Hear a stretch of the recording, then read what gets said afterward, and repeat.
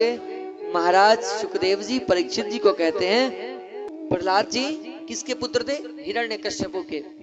हिरण्याक्ष की कथा को मैंने सुनाया था ना कल, कि हिरण्याक्ष ने पृथ्वी को ही लेकर के पाताल में चला गया था। भगवान 12 रूप से उसका वध किए, और जब वध कर दिए हिरण्याक्ष का भगवान ने, तब से उसका भाई हिरण्यकश्यपु नारायण का शत्रु बन गया है, विरोध रखता है।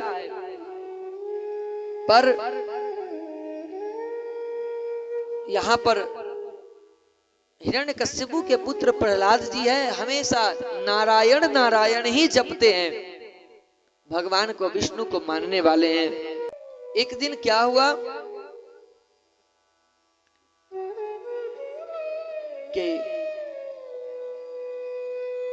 हिरण्यकश्यपु मंदराचल पर्वत पर चला गया, घोर तपस्या किया। तपस्या से इसके शरीर में दीमक लग गई। तब ब्रह्मा जी ने आकर कहा, पुत्र वरम ब्रूयात, मांगो क्या चाहिए? तो हाथ जोड़कर मांगता है, हे प्रभु मुझे वरदान देंगे तो दीजिए। तो कहा बोलो। तो इसने आज ऐसा वरदान मांगा है कि आज से पहले किसी ने भी नहीं मांगा। कैसा वरदान?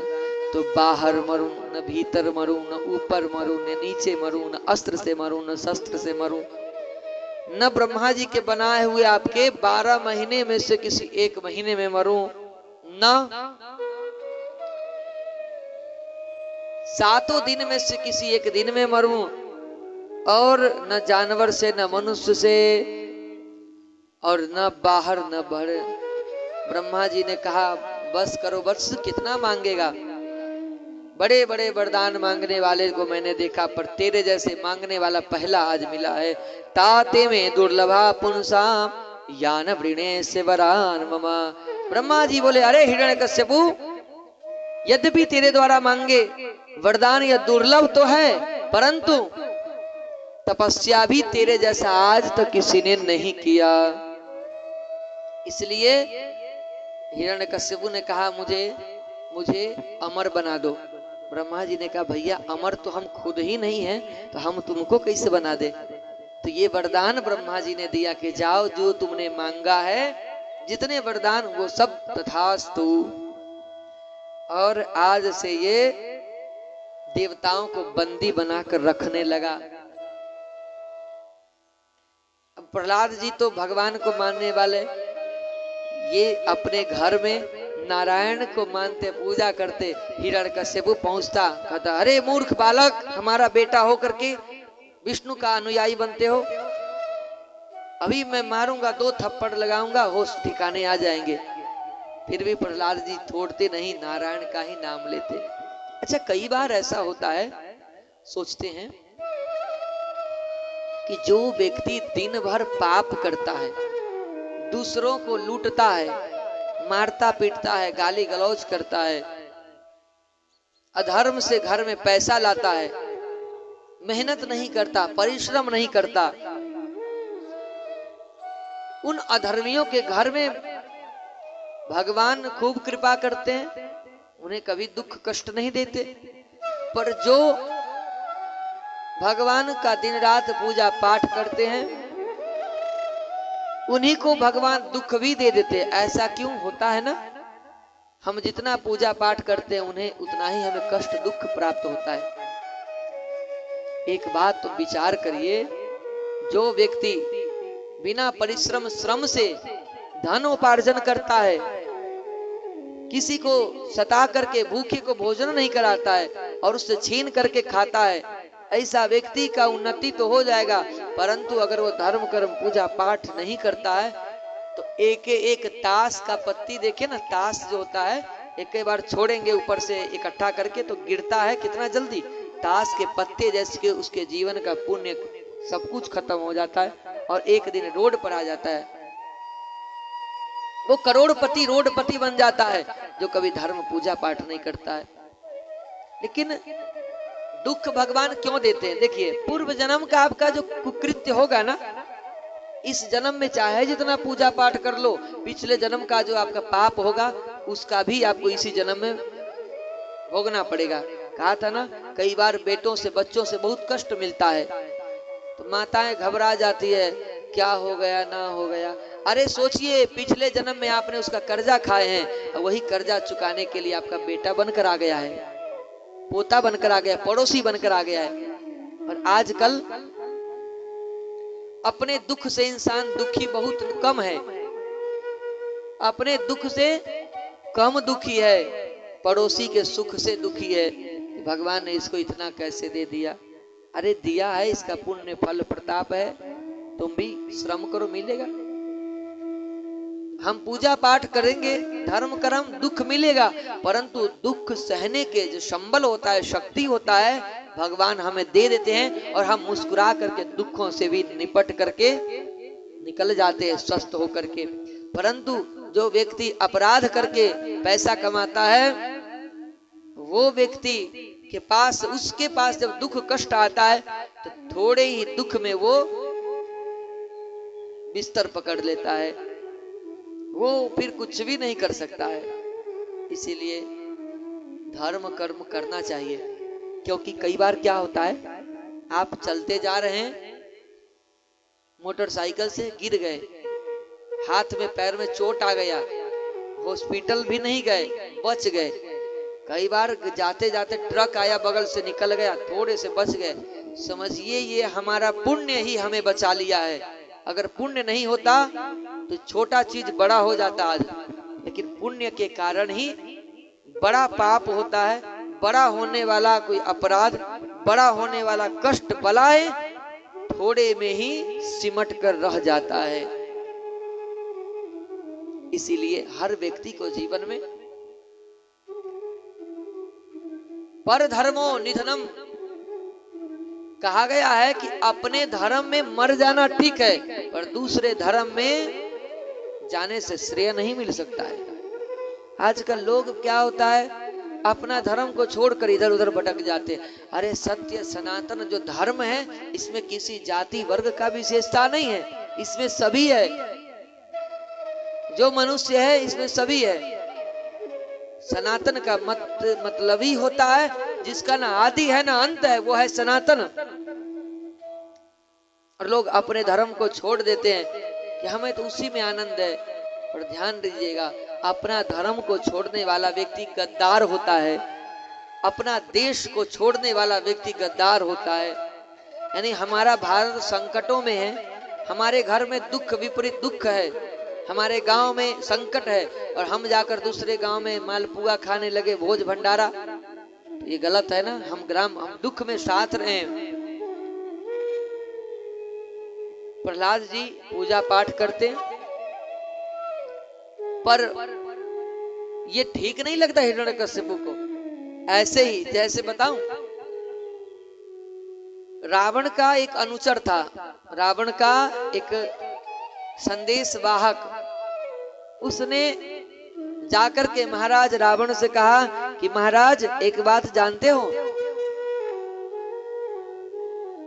कहा कौन सी बात? अरे बात ऐसी है महाराज रावण कि आपका जो भाई है विभीषण, वो विभीषण जी अपने महल में राम राम लिखवा करके दीवारों में सजाए हुए हैं, दीवारों में राम राम लिखा हुआ है उनके। अच्छा, रावण ने कहा मुझे नहीं लगता कि मेरा भाई गद्दारी करेगा, क्योंकि राम तो मेरा शत्रु है, शत्रु का नाम मेरा भाई क्यों रखेगा? कहा महाराज नहीं मानेंगे, नहीं मानिए, परंतु आप मानिए, आपको विश्वास नहीं मेरे बातों पर, तो आप जा करके विभीषण जी के महल में देख लीजिए कि राम राम लिखा है कि नहीं, लिखा है कि नहीं, देख लीजिए। रावण ने कहा मंदोदरी से कि हे मंदोदरी, आप आइए और मेरे साथ चलिए, देखता हूं सचमुच क्या विभीषण के घर में राम राम लिखा है। तो रावण और मंदोदरी दोनों पहुंचे कहां? कहां पहुंचे? कहां पहुंचे नारायण बाबू? रावण मंदोदरी कहां पहुंचे? विभीषण जी के घर में। विभीषण जी के घर में पहुंचे, सचमुच लिखा है राम राम। कहा विभीषण तुम मेरे साथ गद्दारी करते हो? मेरा खाते हो गाते हो और मेरे शत्रु पक्ष का, मैं तुम्हें अभी मृत्यु दंड दूंगा, भले से मेरा भाई है तो क्या हुआ। कहा महाराज हुआ क्या, क्यों बिगड़ रहे हो। विभीषण जी ने कहा कि भैया आप बिगड़ क्यों रहे हो, हुआ क्या है। सुबह सुबह आकर के आप बिगड़ने लगे। कहा बिगड़ रहा हूं इसलिए कि मेरे शत्रु का नाम तुमने अंकित करके रखा है, लिखा करके दीवार पे। कहा नहीं प्रभु, भैया रावण आपका ही तो नाम है इसमें। कहा मेरा नाम। बोले हाँ आपका और भाभी का। कहा वो कैसे। कहा रा से रावण और म से मंदोदरी। क्या कहा विभीषण जी ने कि जो राम लिखा है उसमें राम शब्द में जो रा है, उस रा से रावण और म से मंदोदरी। रावण खुश हो गया, प्रसन्न हो गया, वाह भाई हो तो तेरे जैसा। तो वास्तव में यहाँ पर नाम तो राम जी का ही है, रावण का थोड़ा ही है। परंतु भय के कारण भी भक्ति में बाधा उत्पन्न हो तो वहां पर आप झूठ बोल दीजिए, चलेगा। तो भय से भी भक्ति होता है। विभीषण जी ने झूठ बोल दिया तो इस झूठ से पाप ने, 3 जगह झूठ नहीं बोलना चाहिए, और 3 जगह झूठ बोलने से पाप नहीं होता है। कहा एक तो कोई अगर हिंसा करने वाला कसाई, गाय काटने पीटने वाला, अगर गाय गौ माता को लेकर के काटने अगर चला जाए, लेकर जा रहा हो और उसके हाथ से गाय का रस्सी छूट गया और वो गाय किसी गली मोहल्ले में घुस गई और वो ढूंढता फिर रहा है उस गाय को काटने के लिए कसाई, और आप भी रास्ते में मिल गए और आपने देखा है कि गाय किधर गई है, और वो कसाई आपसे पूछे भैया गाय देखे हो किधर भाग गई है।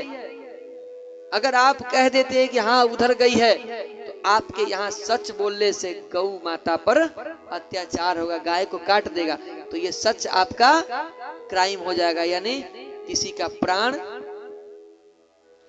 तो इसीलिए वहां पर झूठ बोल देंगे कि नहीं गाय उधर नहीं गई, गाय इधर गई है, तो वो कसाई इधर जाएगा, तब तक गौ माता कहीं दूर चली जाएगी, प्राण रक्षा हो जाएगी कि नहीं। तो ये क्या है, पुण्य मिलेगा झूठ बोलने से। दूसरा, सब कुछ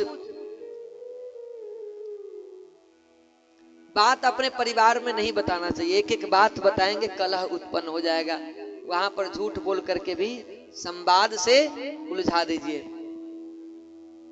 और कभी कभी व्यापार नीति में, व्यापार में झूठ बोलने से भी पाप नहीं लगता है, क्योंकि व्यापार में आप ईमानदारी में कुछ प्राप्त न कर पाएंगे विशेष, तो व्यापार में थोड़ा सा मुनाफे के लिए आप झूठ बोलिए, पर ये नहीं कि झूठ ही बोलिए। झूठ बोलिए, झूठ ही नहीं बोलना है।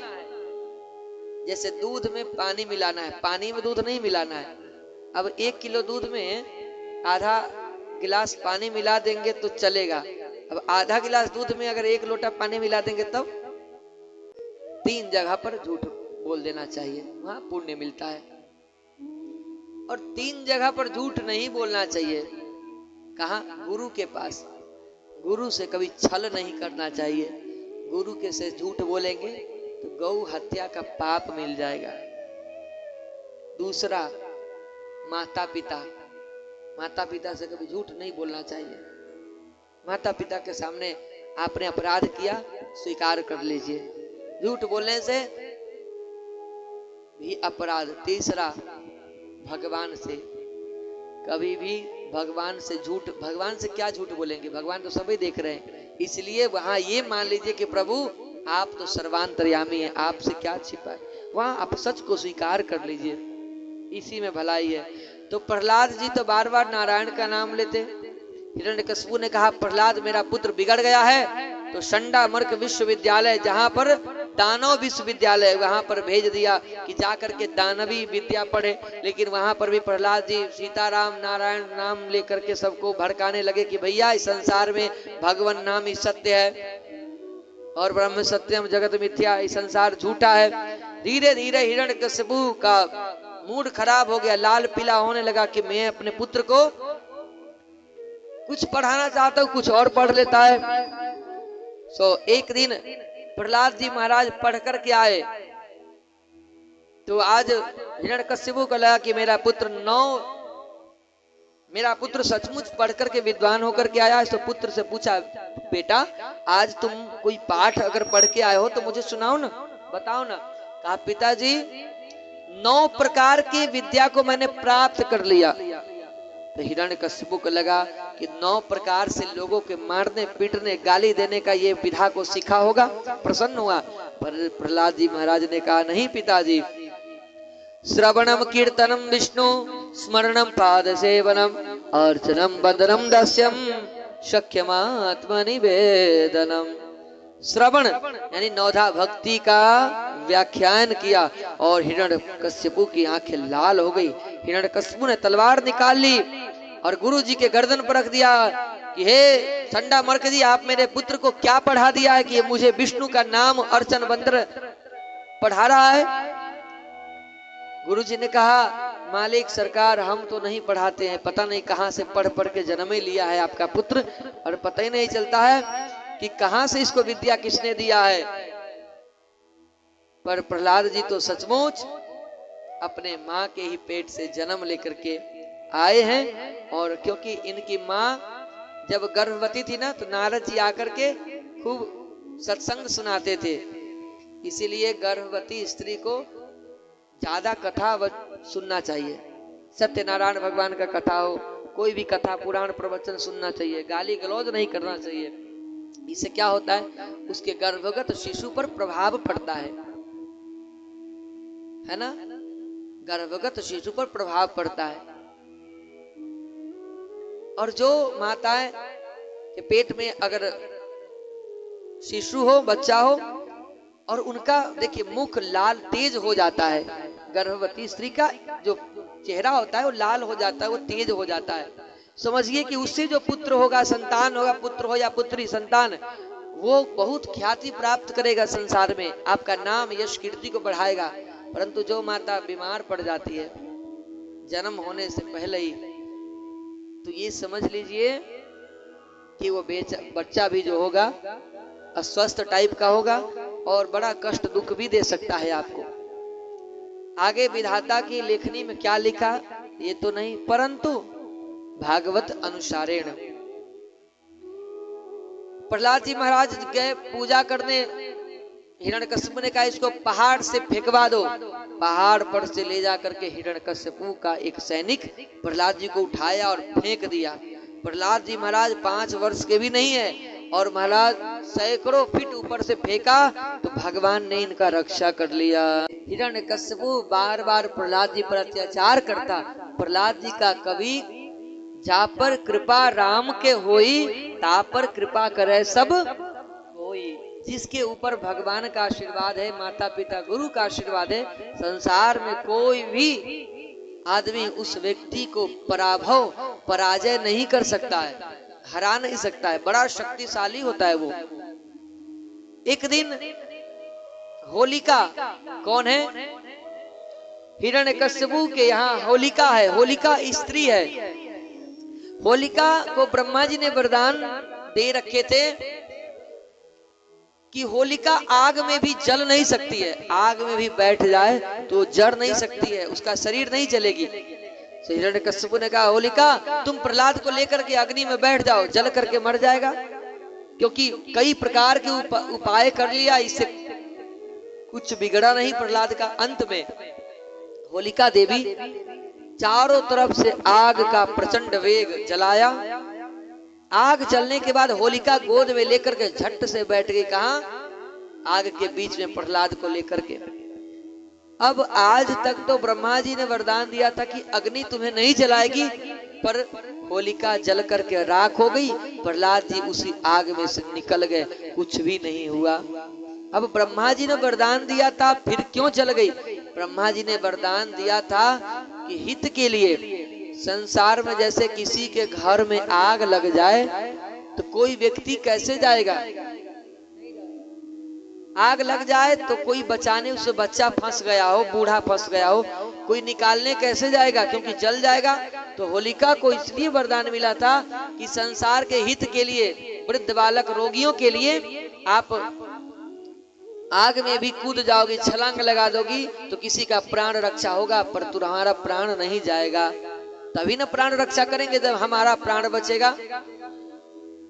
परंतु जिस दिन तुम किसी को मारने की प्राण हंतुम इच्छा से प्रेरित होकर के तुम आग में जाओगी तो वो आग स्वयं कहते ना अग्नि बाण बन जाएगा और अग्नि बाण बन करके तुम्हें जलाकर राख कर देगा।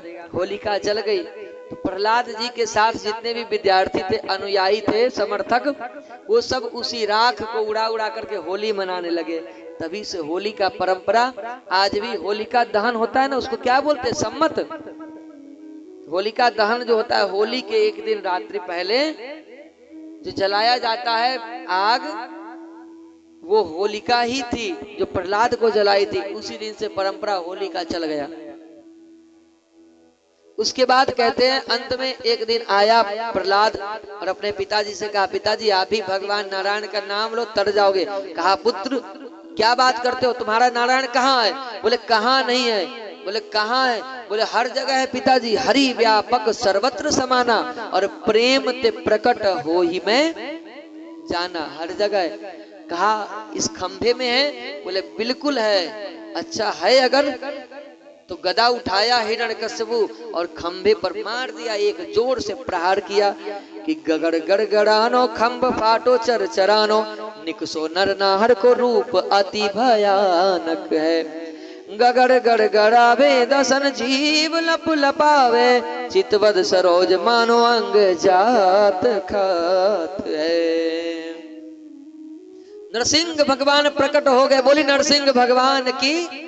नरसिंह भगवान प्रकट हो करके और जैसे ही महाराज अट्टहास किया कि सारे दैत्य मूर्छित होकर गिर पड़े।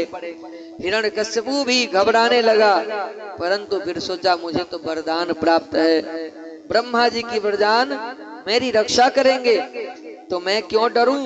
तो वरदानों का स्मरण करके साहस आ गया, ढाल तलवार संभालने लगा। पर नरसिंह भगवान उसके ऊपर लपट पड़े। कहा कैसे? बोले कैसे? जैसे गरुड़, पक्षीराज गरुड़ जैसे सर्पों पर झपट्टा मार लेते हैं, वैसे ही भगवान देखते देखते हिरण्यकश्यपु को पकड़ लिया। अब पकड़ लिया तो कहा अब बताओ क्या कहना चाहते हो।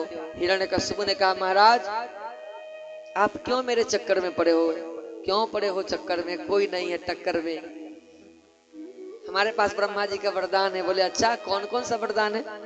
तो कहा कि मैं न भीतर मरूं न बाहर मरूं। भगवान नरसिंह देव ने कहा कि देखो कि तुम अभी कहाँ हो। तो देखा तो न घर के बाहर है न घर के अंदर, बीच दहलीज पर है, दहली पर है, डेहरी पर, घर के अंदर बाहर के बीच गेट पर जो दहलीज होता है उस दहलीज पर है। अब तो घबरा गया कि अब तो ये तो भगवान ये तो बड़ा गड़बड़ कर रहे हैं, और मांगो और क्या वरदान है। कहा कि मैं न मनुष्य से मरूं न जानवर से। नरसिंह भगवान ने कहा कि मूर्ख मुझे देखो मैं मनुष्य हूं कि जानवर। तो देखा ऊपर से नीचे तक तो सिर जो है वो शेर का है, सिंह का है, और जो नीचे का हिस्सा है नर का है, इसलिए नर सिंह तो दोनों ही है, एक भी एक पूरा तो नहीं है, न नर है न सिंह है न जानवर है। और कहा और क्या क्या वरदान है पुत्र। तो कहा कि ना मैं अस्त्र से मरूं न शस्त्र से।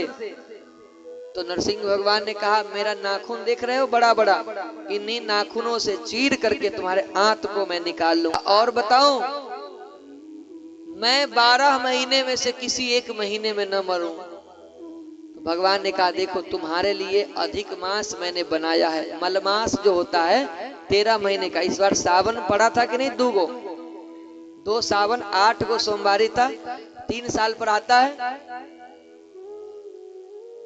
और ये मलमास जो है अधिक मास, ये भगवान नरसिंह ने ही अपने बनाया था हिरण्यकश्यपु को मारने के लिए, क्योंकि इसने वरदान ले लिया था कि एक भी महीने में नहीं मरेंगे। तो भगवान ब्रह्मा जी के वरदान को कैसे झुठला देते, इसलिए भगवान ने एक्स्ट्रा मंत्र अप्लाई किया, बनाया, और फिर भगवान उसका वध करने लगे तो कहा प्रभु आप ध्यान दीजिए कि मेरे ऊपर पूर्वजों का आशीर्वाद है और मैंने सुना है कि जिसके ऊपर पूर्वजों का आशीर्वाद होता है उसको भगवान भी नहीं मार पाते हैं। भगवान ने कहा कि पूर्वजों का आशीर्वाद है तो भगवान क्यों नहीं मारेंगे? तुम्हारे पूर्वज तो अच्छा कर्म करके गए, लेकिन तुम दुष्ट होकर के अपने पितरों का भी सम्मान नहीं कर पाया, तो आज पितृ का भी आशीर्वाद तुम्हें रक्षा नहीं कर पाएगा। इसे देखिए, पितरों का अगर आशीर्वाद हो ना तो सचमुच भगवान एक बार सोचते हैं दंड देने पर भी। पितरों में बड़ी शक्ति होती है, ऊर्जा होती है।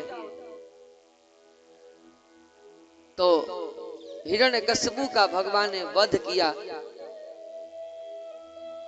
अपने जंघा पर भगवान ने रखा। क्यों? क्योंकि इसने कहा था कि न ऊपर मनु न नीचे। भगवान ने जांग पर रखा कि न मिट्टी में है न ऊपर में है, और रख करके चीर दिया इसके हृदय को और आंत निकाल कर माला पहन करके और दहाड़ने लगे। तब प्रहलाद जी के साथ साथ जितने देवी देवता सब भाग खड़े हो गए। सारे देवता भाग गए, प्रहलाद जी वहीं खड़े हैं। देवताओं ने कहा कि विष्णु भगवान तो आज गजब के रूप धारण कर लिए, क्या होगा? तो लक्ष्मी जी को कहा गया जाइए अपने पतिदेव को मनाइए, बड़े क्रोधावेश में है। लक्ष्मी जी सज सवर करके हाथ में थाली लिए अपने पतिदेव को मनाने गई। तो जैसे नरसिंह भगवान ने दहाड़ा, सो वहीं से लक्ष्मी जी भी भाग खड़ी हुई। अंत में कहा कि माँ कितनी भी क्रोधित हो पर बच्चों से इतना वात्सल्यता रहता है कि बच्चों को हृदय में लेते ही उनका क्रोध शांत हो जाता है। ऐसे ही भगवान भक्तों से बड़े प्यार करते हैं, प्रेम करते हैं। भक्तों का कभी भगवान बिगाड़ते नहीं हैं। और फिर स्वपाद मूले पतितम तमर्भकम विलोक्य देव कृपया प्रलिप्लुता उत्थाप्य दक्षिण दधात कराम्बुजा कलाहि वित्रस्तधियाम कृता भयम। प्रहलाद को देखा चरणों में लिपटे हुए तो भगवान ने जीभ से चाटने लगे नरसिंह भगवान, क्योंकि सिंह का मुखमंडल था, स्वरूप था। और फिर प्रहलाद ने कहा हे प्रभु आप हमसे प्रसन्न हो गए और लक्ष्मी माता देवता इत्यादि आए तो सबको आपने भगा दिए दहाड़ करके। तब नरसिंह भगवान कहते पुत्र तुम पर कोई खरोंच तो नहीं आई ना? अगर तुम पर कोई कष्ट हुआ तो बताओ। कहा नहीं प्रभु, पिता के होते पुत्र पर कभी कोई आंच आ कैसे सकता है? आप तो संसार के पिता हैं और मैं संसार का बालक हूं, अबोध हूं। मुझ पर आपने कृपा किया, परंतु प्रभु मैं एक बात आपसे कहना चाहता हूं, आपने मेरे पिताश्री को मारा है तो क्या पिताश्री का गति अधम तो नहीं होगा? इसलिए मैं चाहता हूं कि मेरे पिताजी को उत्तम गति प्राप्त हो। भगवान ने कहा अरे मूर्ख कहीं के, जिसके वंश में तुम्हारे जैसा भक्त एक बार जन्म लेता है ना, उसका वंश तर जाता है, 7 पीढ़ी पीछे का और 7 आगे का तर जाता है। और फिर जो मेरी गोदी में मरा है उसका अधोगति कैसे हो पाएगा? और तुम्हारा पिता हमारे गोदी में अंतिम सांस लिया है, तो कुरु त्वं प्रेत कार्याणि पितु पुत्रस्य सर्वश। जैसे ही प्रहलाद जी अपने पिताजी का प्रेत कर्म करने के लिए बढ़े कि ब्रह्मा जी प्रकट होकर प्रणाम करके भगवान की दिव्य स्तुति किया। प्रभु ये सारे लोगों को संताप देने वाले असुर को मारकर आपने हम देवताओं पर बड़ा भारी अनुग्रह किया। भगवान ब्रह्मा जी को देखते ही भगवान एकदम टेढ़े हो गए और डांटते हुए कहा ब्रह्मा जी बड़ा गलत गड़बड़ काम करते हो, सफाई मत दो, पहले तो वरदान दे देते हो और बाद में फिर मुझे निपटना पड़ता है। तो वरदान सोच समझ कर दिया करो ब्रह्मा जी, एक ही बार में जितना मन करता है दे देते हो और फिर भाग जाते हो, फिर मुझे संभालना पड़ता है। सुखदेव जी कहते परीक्षित आपने देख लिया, भगवान समदर्शी है, भगवान पक्षपात नहीं करते हैं। भगवान हिरण्यकश्यप जैसे पापी को भी, आतताई को भी आज उसमें भी पाप न देख करके और उसको पुण्य गति को प्रदान किए।